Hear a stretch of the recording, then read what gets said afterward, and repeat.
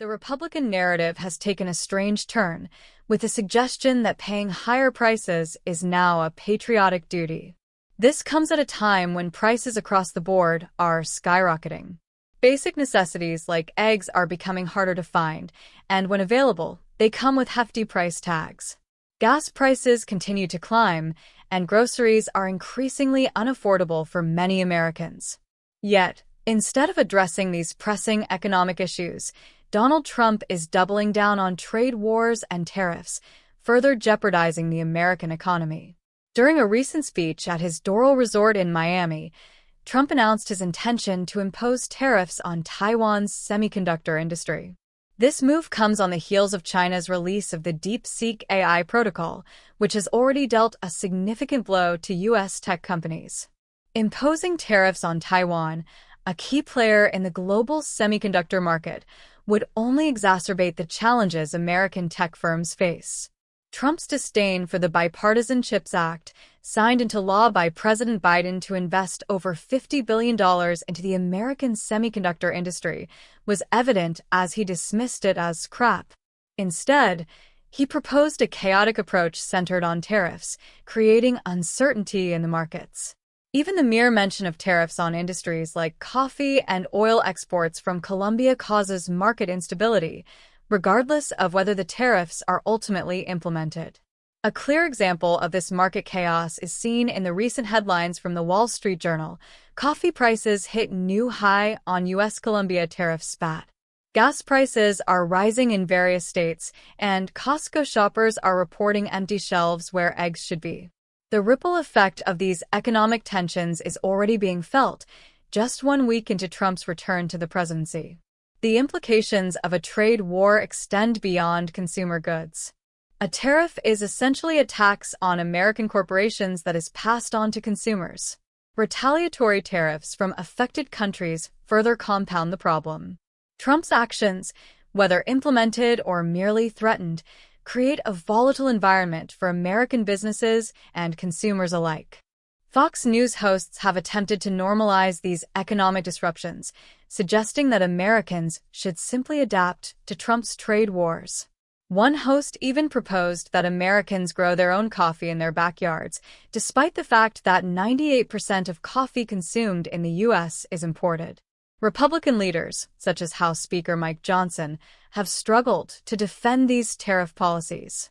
When asked how the administration plans to address rising costs, Johnson offered a vague response filled with word salad, claiming that Trump would take a wise approach without providing any concrete details.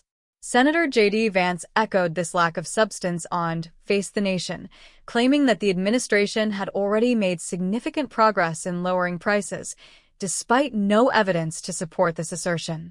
When pressed for specifics, Vance could only offer vague promises of future improvements.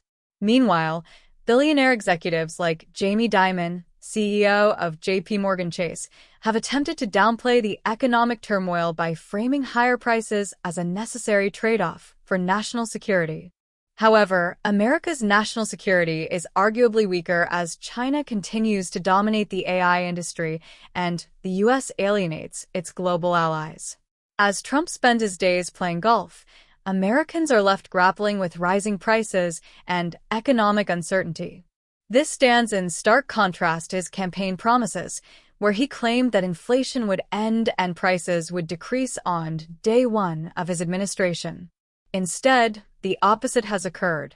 The agricultural and construction industries are already feeling the impact as migrant workers, essential to these sectors, are no longer showing up.